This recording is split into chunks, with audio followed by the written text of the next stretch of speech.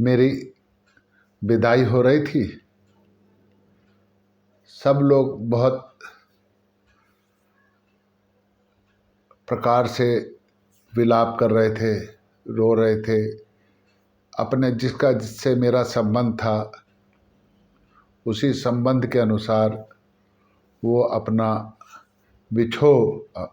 अपना जो मेरे से बिछुड़ना था वो प्रकट कर रहे थे। हालांकि कुछ नहीं था, मेरी ससुराल बहुत ज़्यादा दूर नहीं थी, लेकिन फिर भी माता पिता, भाई बहन, भाभी, चाची, बुआ, जितने भी रिश्तेदार थे सभी रो रहे थे। और मुझको भी स्वाभाविक रूप से रोना आ रहा था। माँ बाप से बिछड़ना, 25-26 साल माँ बाप के साथ रही हूँ तो बिछड़ना आना ही था। रोना रुदन हो रहा था कि एकदम नई जगह। हालांकि मैं मेरे पति को अच्छी तरह जानती थी, सारा कुछ था, पहले से हम मिल लिए थे, लेकिन फिर भी पता नहीं क्यों मैं भी पहले सोचती थी कि विदा के वक्त क्यों रोते हैं, तो लेकिन मेरा रुदन छूट रहा था। मैं भी रो रही थी। माता पिता, भाई बहन, बुआ, चाची, भाभी, सब, और मेरी सहेलियां सब रो रहे थे। मेरा ससुराल ज़्यादा दूसरी तीसरी कॉलोनी में ही था, तो इतना ज़्यादा मतलब 2-2.5 किलोमीटर से ज़्यादा दूर नहीं था। फिर भी सब रो रहे थे और था। तो जब मैं गाड़ी में बैठी तो थोड़ी देर में मौका पाकर मेरी मम्मी मेरे पास आई और मेरे को 2 गुल्लक दी।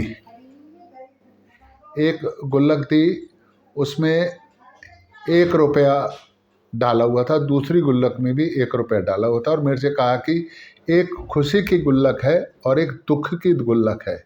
उन्होंने कहा बेटा देख, मेरे कान में बोला कि जब तू खुश हो तो इस गुल्लक में 1 रुपया डाल दियो, ज़्यादा मत डालियो, 1 रुपया ही डालना है बस, और दुख वाली गुल्लक में जब तू दुखी हो तो 1 रुपया डाल दियो। एक बार फिर उन्होंने मेरे को समझाया कि देख, ससुराल जा रही है, 2 गुल्लक अपनी अलमारी में रखियो, जब तू खुश हो तब 1 रुपया डालना है, जब तू दुख हो तो दुख वाली गुल्लक में 1 रुपया डालना है। ईमानदारी से ये मेरा कहा तेरे को मानना है। मैंने कहा ठीक है। मैं भी वो 2 गुल्लक लेकर के आ गई। ससुराल में जब भी मेरे को खुशी कोई मिलती थी मैं 1 रुपया उस गुल्लक में डाल देती थी, और जब कभी मेरा मन उदास होता था तो 1 रुपया दुख वाली गुल्लक में डाल देती थी। क्रम चलता रहा। मेरे यहाँ मेरे को बड़ा सुंदर पुत्र रत्न प्राप्त हुआ। बहुत ही, और ससुराल वाले मेरे से बहुत पहले भी प्रसन्न थे और खुश हो गए। धीरे धीरे गृहस्थी बढ़ने लगी। 3 साल बाद एक पुत्री पैदा हुई तो सब ने कहा कि परिवार पूरा हो गया। क्रम वही मेरा रहा कि खुश होती थी तो 1 रुपया गुल्लक में, और दुखी होती थी तब भी 1 रुपया उसमें डालती थी। लेकिन जब 2 बच्चे हो गए तो धीरे धीरे मेरे को ऐसा लगने लगा कि परिवार में मेरे प्रति लगाव कम होता जा रहा है। हर छोटी छोटी बात पे मेरे को डांटना, फटकारना, ऐसा करके, या शिकायत करना। डांटना फटकारना शब्द अच्छा नहीं रहा, हर छोटी छोटी बात पे शिकायत करना मेरे साथ हो गया था। तो मेरा मन बड़ा दुखी था। एक दिन मैं अकेली कमरे में बैठी, मेरे को रुआसा सा फूट गया, रोने लगी कि इतने साल हो गए, लेकिन अब सब लोगों, मेरे को नहीं लगता जब मैं आई थी तो मेरे को एकदम पलकों में बिठा कर रखते थे, मेरे सुख दुख सब चीज़ का ख्याल रखते थे। अब तो मेरे को लग रहा है जैसे मेरे को इग्नोर किया जा रहा है। मैं उपेक्षित सी हो गई हूँ इस घर में। हर आदमी मेरे को आकर के शिकायत कर देता है। हर आदमी मेरे से सोचता है कि मैं पता नहीं क्या जिन हूँ अलादीन का, कि मैं सब काम मैं ही कर दूंगी। ऐसा करके मेरे अंदर अजीब वो गरीब उथल फुथल मन के अंदर आ रही थी कि ये सब ऐसा मेरे साथ क्यों हो रहा है। मन बहुत ही खिन्न और एकदम उदास था। मैंने 1 रुपया तो डाल दिया था माँ के कहने पर आज बहुत ही ज़्यादा उदास था, तो मैंने मम्मी को फ़ोन लगाया। मेरी मम्मी ने, मैंने कहा मम्मी ऐसे ऐसे, साधारणतः मेरी मम्मी ससुराल पक्ष की बात सुनती नहीं थी मेरे से, मेरे को कहती थी नहीं तू अपना समस्या अपने आप सॉल्व कर।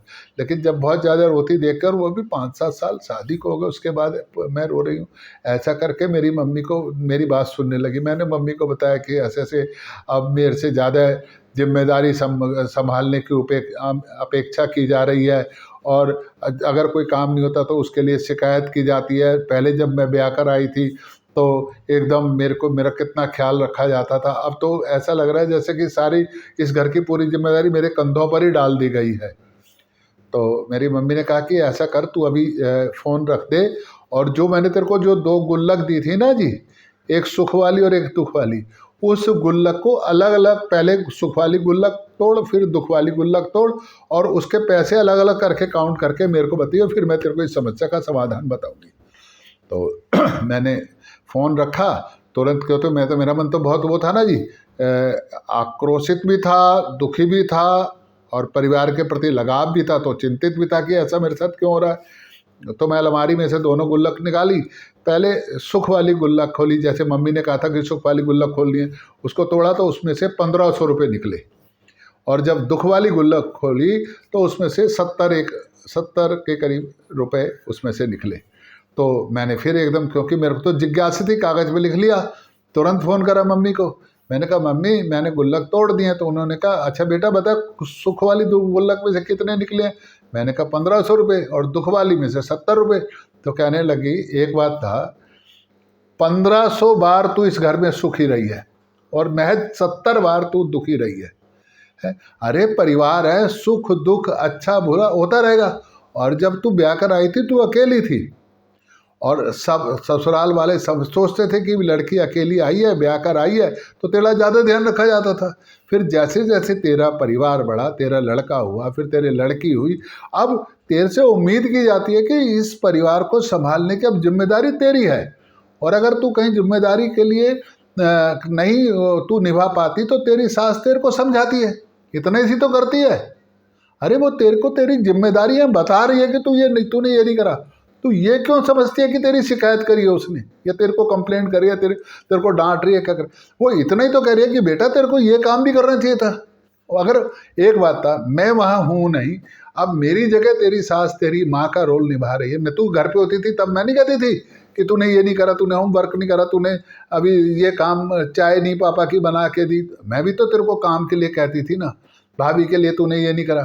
तो अगर अब तेरी सास कह रही है, वो भी तेरे बच्चों के लिए कह रही है कि तूने, उस वक्त तू और तेरा पति और तेरे परिवार वाले, काम भी कम था, अब काम भी ज़्यादा हो गया, जिम्मेदारियां ज़्यादा बढ़ गई हैं। जिम्मेदारियों में एक अनुभवी व्यक्ति जिसको तेरी सास तेरे साथ है, वो तेरे को तेरे जीवन के रास्ते को आसान करने के लिए तेरे को बता रही है, और उसका बताना तेरे को टोका टाकी लग रहा है, तेरे को ऐसा लग रहा है कि वो शिकायत कर रही है, वक्त वक्त पर तेरे को धमका रही है।